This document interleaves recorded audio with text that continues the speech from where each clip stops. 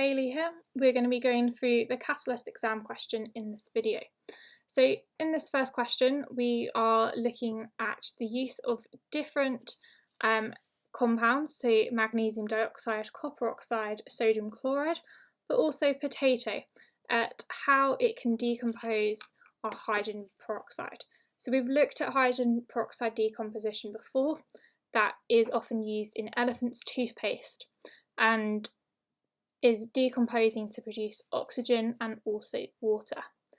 So we've been asked in this first question, which is the most useful catalyst? So what we want from catalyst is something which speeds up reactions and does so in a safe manner. So with our magnesium dioxide, we've got a lot of gas and hydrogen peroxide bubbles up into the gas syringe. So that's a bit of a problem, having our reactant go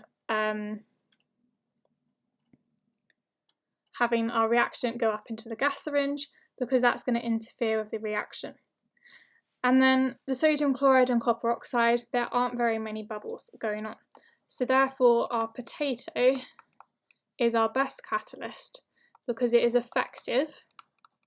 We can see that from the amount of gas being produced, but also it is safe. So with our next question, we're being asked to read this scale.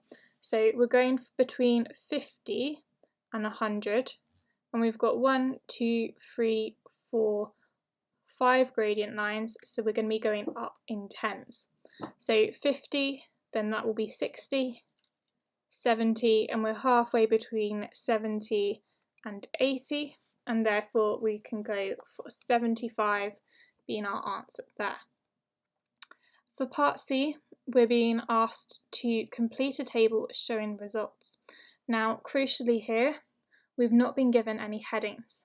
So we need to make the headings, we need to give the units, and we need to fill in the values. So we are looking at taking results every 20 seconds. So we always put our independent variable in our first column, and then our dependent variable, what we measured, in our second. So time in seconds and volume, which has been done in centimetres cubed. And we're measuring every 20 seconds. And we've also been told that our volume of gas was 0 at the start.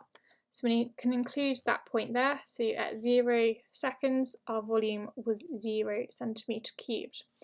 And then going up in 20 seconds, so 20, 40, 60, 80, 100, 120, and then simply filling in our measured volumes. So 23, 42, 59, 72, 80, and 88. So we shouldn't have any units here because they are accounted for in our headings. Okay, so suggest why the readings might be lower than expected. So we are looking for our reasons why our volume is lower than what we might have expected. So it could have been that we didn't put the bung on straight away. There could be a leak around the bung and the tubing. There could be a leak in the gas syringe itself. But the idea here is that we've lost some of that gas that's being produced, and therefore that's why our volume is lower. So gas has escaped through any of those means that we talked about. Okay, so the student did the experiment with 4 different catalysts. What 2 variables should the student have kept the same? So thinking about what else was in that boiling tube that we should be keeping the same. So the hydrogen peroxide, so we could talk about the volume of that.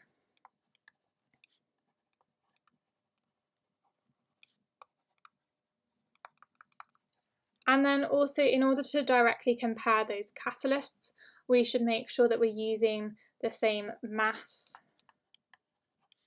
of the catalyst.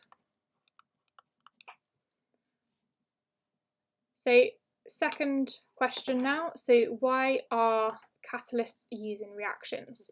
So this was something that I said in the first question, but we are using them to speed up reactions.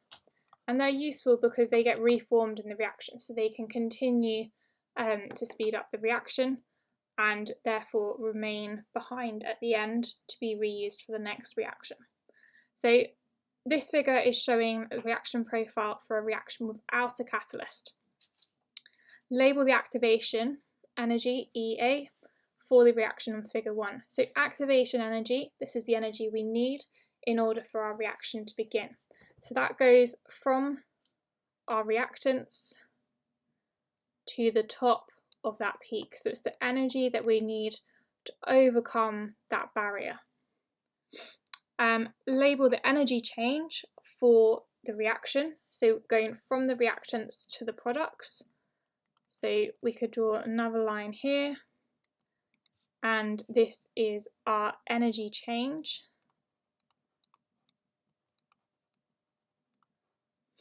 Going from our reactants line down to our products. We could have drawn it the other side as well. And then draw the reaction profile for a reaction with a catalyst. So here we need to think about actually what a catalyst does in order to speed up the reaction. And that is that it lowers the activation energy.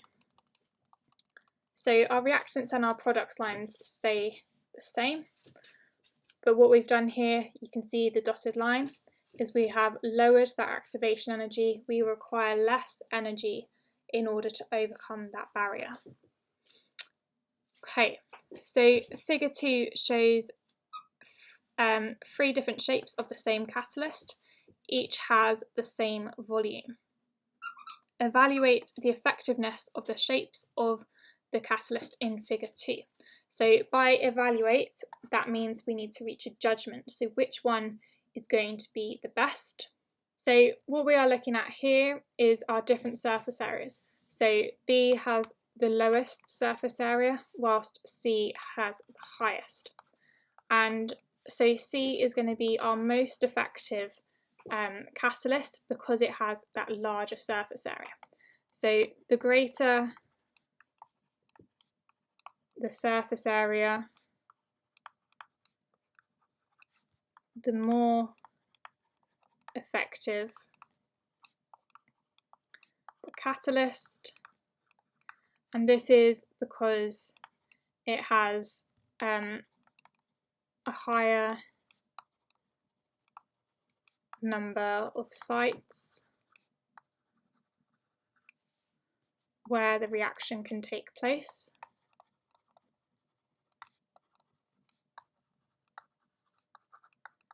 And then we should also say why that surface area for C is the highest.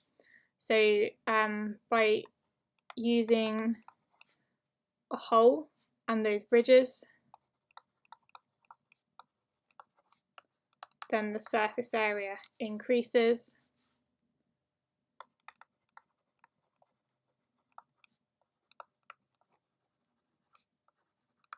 And what we're doing here is we're giving it that higher surface area to volume ratio.